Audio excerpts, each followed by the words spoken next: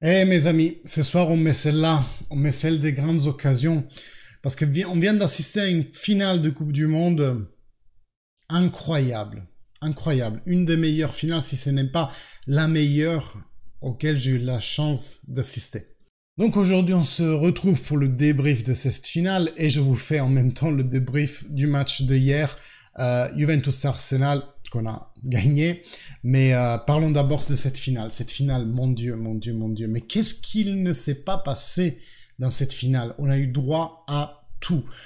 Un premier mi-temps où la France était stun. C'est le seul mot qui me vient, c'est quand on reçoit un coup de la tête, on est un peu abasourdi. La France était ça. L'Argentine l'a complètement stun avec sa qualité de phrasège et de passe. La transmission de la balle de l'Argentine, c'est vraiment quelque chose qui frôle la moquerie vers l'équipe adverse, tellement ils se transmettent bien le ballon. On dirait qu'ils sont en train de faire un torello avec les joueurs de la France au milieu.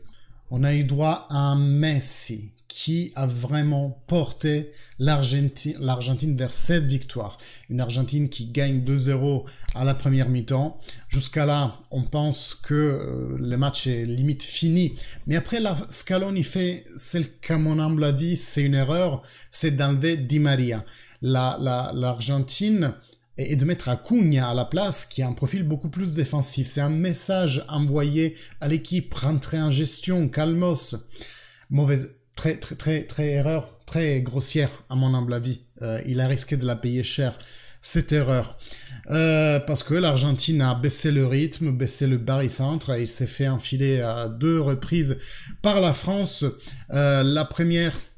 Donc ils ont obtenu un penalty et deuxième c'est but magnifique de Kylian Mbappé qui m'a rappelé beaucoup le premier but qu'on a pris contre le PSG, la Juventus en Ligue des Champions. C'est limite photocopie, hein, ce ballon lobé qui vient surpasser la ligne défensive, Mbappé qui sprint, qui arrive en premier sur le ballon et qui la met dedans en tombant pratiquement. But magnifique. Entre parenthèses, on remarquera donc que la sortie de Di Maria a fait donc baisser, à mon avis, le jeu de l'Argentine. Di Maria qui avait fait assistance dans la première occasion. Enfin, il s'était procuré, pardon, le but dans la première occasion. Le but, qu'est-ce que je raconte? Il s'était procuré le penalty, je vais y arriver, et après a marqué le 2-0. Donc bonne prestation de Di Maria, mais sûrement comme il vient d'une période de blessure, et nous de la Juventus, nous en savons quelque chose, eh bien il a payé son minutage, disons, réduit, et il a dû sortir. Ensuite, 2-2, temps supplémentaire, l'Argentine fait rentrer Lautaro Martinez que j'ai pas compté, mais il a marqué, il a raté un nombre incroyable de ballons. Pour moi ce soir la cotation de Lautaro Martinez elle est en chute libre. C'est un joueur finito, que de la simulation et que des buts qu'il met pas dedans. Julian Alvarez les aurait mis dedans, les opportunités que Lautaro a eu, des opportunités immenses. Et dans le but du 3-2 de l'Argentine, c'était à lui de la mettre dedans. Il s'est fait rebattre sa frappe et c'est Léo Messi finalement qui la met dedans. Donc doublé pour Léo Messi, doublé pour Kylian Mbappé, mais qui ne va pas tarder donc à avoir son triplé à lui, puisque ingénue la faute, la première comme la deuxième, j'aimerais dire, de la France, qui concède un deuxième penalty et Mbappé marque son triplé.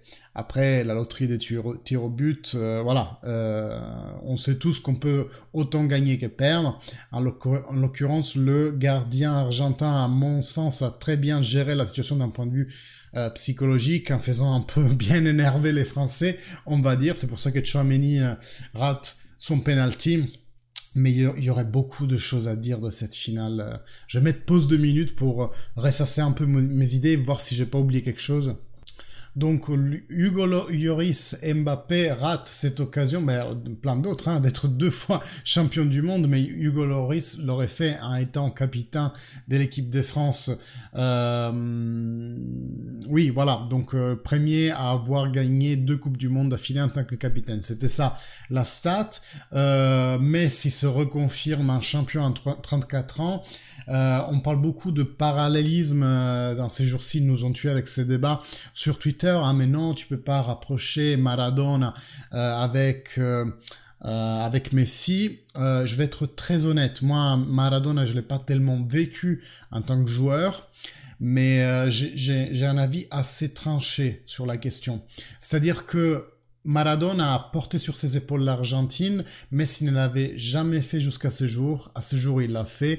Sauf que quand Maradona l'a fait, il avait 24 ans ou 26, je sais plus. Alors qu'aujourd'hui, Lionel Messi en a 34. Grosse différence déjà.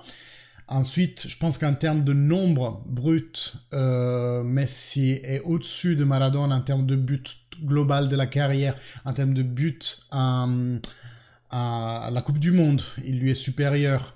Quoi d'autre? Un nombre de ballons d'or, bien entendu. Mais surtout, la chose qui différencie vraiment les deux, c'est que Maradona a joué dans un football beaucoup moins physique. À mon avis, s'il avait joué aujourd'hui, il n'aurait pas été ce qu'il a été à l'époque. Alors que Messi, il a dû faire face à un football très très différent, très musculaire et très physique, avec beaucoup plus de courses de ce qu'il y avait à l'époque.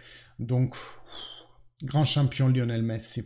Est-ce qu'il est supérieur à Maradona? Moi, si je dois jouer ma fiche, je pense plutôt sur le oui que pour le non. Et ça, c'est la mémoire historique qui va nous le raconter dans quelques années. Est-ce que Maradona sera resté beaucoup plus dans l'imaginaire collectif que Messi? On le saura dans 10, 20 ans, quand on regardera en arrière, on s'est dit non mais quand même, faut arrêter, Messi a eu une meilleure carrière, dans un football plus difficile, enfin, tout ce que je viens de vous dire. Moi, c'est mon humble avis. À aujourd'hui, Messi, je peux dire qu'il a surpassé Maradona dans l'imaginaire global du foot. Il y en a qui le verront peut-être dans 20 ans, ce que je viens de dire. Pas parce que je suis comment dire, sorcière, je vois le futur et tout, mais pour moi, c'est factuel en fait. Il n'y a pas mieux que les données pour exprimer ça. Après, ce qu'on voit sur le terrain, l'émotion qu'ils nous transmettent, moi, comme il ouvre l'action du 2-0, c'est vraiment une touche magique. Il aurait dû le faire de première intention, il a réussi à le faire en 2 touches. Cette passe en profondeur, c'est vraiment Messi, joueur génial. Et je dis ça pas ayant vécu directement Maradona. Peut-être comme transition, analysons un peu la finale de nos joueurs de la Juventus. Paredes est rentré très tard dans le match. Il a fait une faute hyper violente sur Tchouaméni. Il a pris un jaune, mais c'était un orange, hein, si vous voulez un peu mon avis. Après, il marque bien son penalty, donc un 6 au global. Angel Di Maria, pour moi, c'est un 7,5. Parce que comme dit, il procure le premier penalty et puis il réalise un but hyper lourd, celui du 2-0 qui aurait dû notamment fermer la compétition. Et puis du moment qu'il sort, on voit que l'Argentine perd réellement quelque chose. Moi, j'espère que cette Coupe du Monde va pouvoir faire du bien à Angel Di Maria et qu'il va avoir encore plus les crocs pour bien terminer sa carrière, qu'il va se rendre compte qu'il a beaucoup encore de données au monde du foot et que la Juve bénéficie de ces derniers instants de grand champion tel qu'il est. Vous le savez, moi, les Argentins, je pense qu'ils sont un peu finis à la Juventus, mais j'espère que le fait d'avoir gagné cette Coupe du Monde me donne tort, parce que quand j'ai des avis comme ça, j'aime bien avoir tort et que ça se passe bien sur le terrain pour la Juventus. En ce qui concerne Adrien Rabiot, match un peu anonyme, on va pas se le cacher, on l'a pas vu aussi important dans le 11 français qu'il l'a été pendant les autres matchs. Après, il reste quand même d'aller te marquer le 3-2 qui aurait porté l'avantage à la France, mais le gardien de l'Argentine reste assez bien sur ses appuis et prend la frappe. Voilà, donc c'est sûr, si Adrien Rabiot aurait gagné la Coupe du Monde, je ne laisse même pas imaginer sa cotation sur le mercato, que ce soit en termes de cachet que la Juve pourrait attraper en janvier ou que ce soit pour son prochain salaire. Dans tous les cas, on le savait déjà que Adrien Rabiot est destiné à partir, que ça soit en janvier, moins probable ou alors fin de saison à paramètre 0. Voilà pour les joueurs juventini de cette finale. Et faisons la transition parce que hier on a assisté aussi au premier match amical d'une Juventus qui revenait sur la pelouse. Une Juventus assez expérimentale, certes, où la jeunesse d'Under 23 a vraiment été mise en avant. Je pense à Miretti, mais je pense aussi à Souley qui a dû en plus jouer dans une position qui n'est pas la sienne. Ealing a eu aussi le temps de se mettre en avant. Et puis, bien entendu, Barbieri qui a fait bonne figure à droite dans le 3-5-2.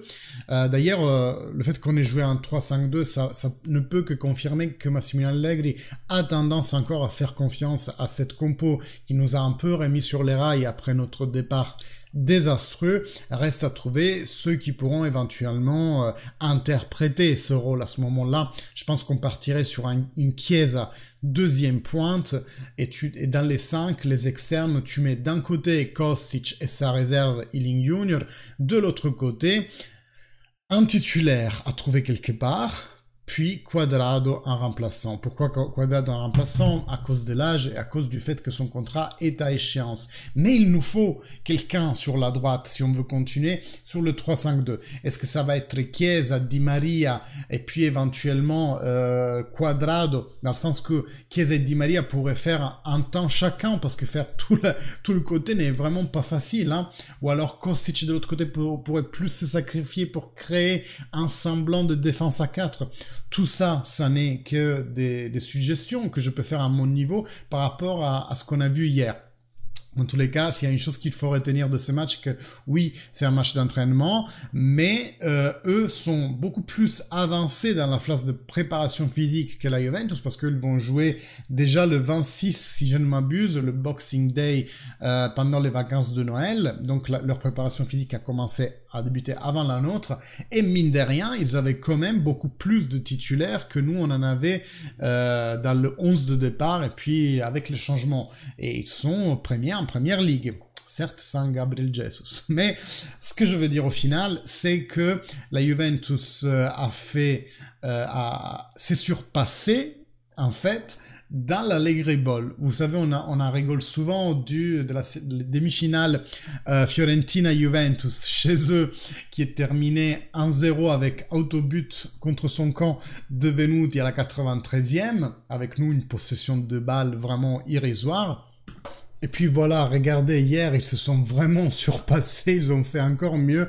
On a gagné avec un tir au but dans la cage, mais on a fait 2 buts avec une possession de ballon de 25%. Oui, parce qu'en fait, je vous explique un peu, hier, on était en live en plus avec une dizaine d'entre vous que j'ai réussi à motiver pour venir en live. Je me rends compte que pendant les périodes de fête, forcément, vous êtes occupés à faire autre chose. Mais en tout cas, il y avait 10 personnes, je m'attendais même moins, et on a discuté en fait de toute autre chose.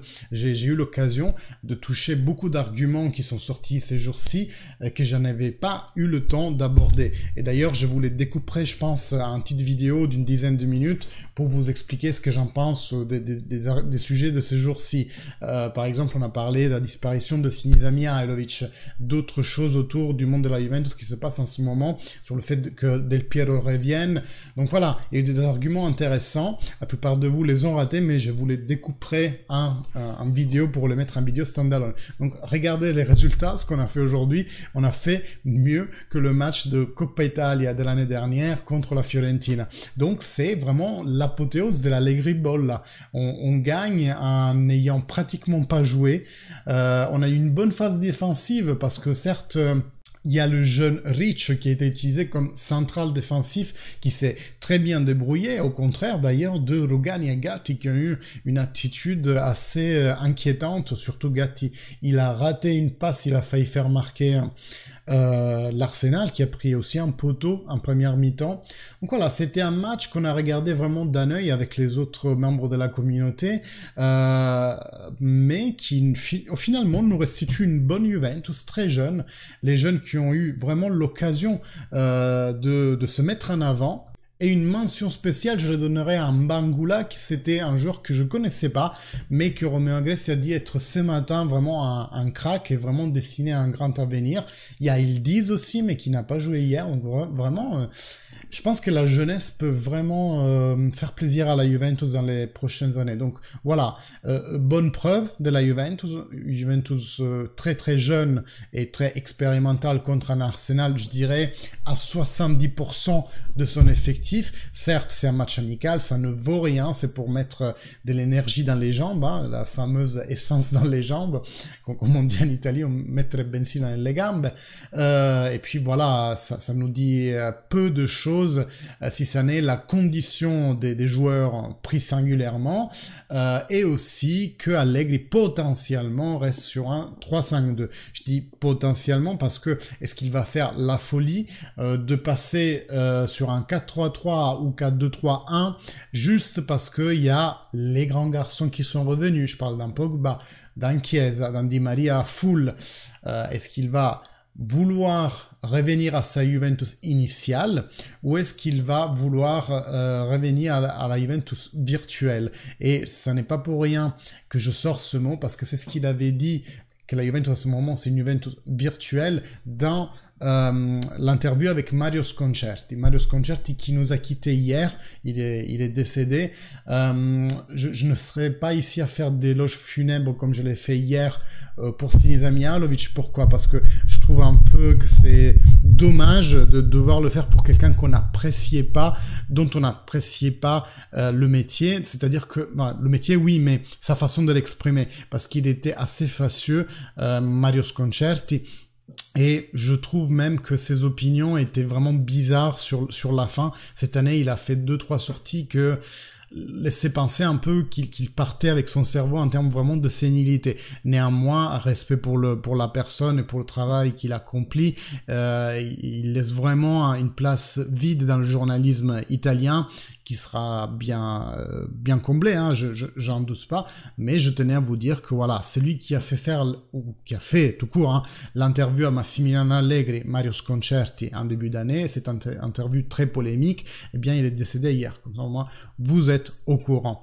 Bon, mes amis, merci beaucoup de m'avoir écouté, je tiens à savoir vos impressions sur les deux matchs, celui de ce soir et celui de la Juventus de hier soir, puis abonnez-vous parce que tout reprend, ah ben tu vois, j'ai même pas mis mes logos. Tout reprend, les lives, les vidéos. Inscrivez-vous à la chaîne si ça n'est pas fait. Vous cliquez sur le bouton abonner en bas de la vidéo. Si vous activez les cloches, eh bien, vous serez mis au courant à chaque fois que je poste une vidéo ou que je vais en live. Et en attendant, n'oubliez pas que c'est vos likes, vos commentaires qui font grandir la plateforme. Donc, ces 3 actions ne vous coûtent un sou. Appuyez sur le pouce, abonnez-vous. Commentez beaucoup, comme on fait Emily qui me laisse 20 commentaires à chaque fois. C'est ça qui fait grandir la chaîne. Merci à vous et fino alla fine, forza Juve. Ciao.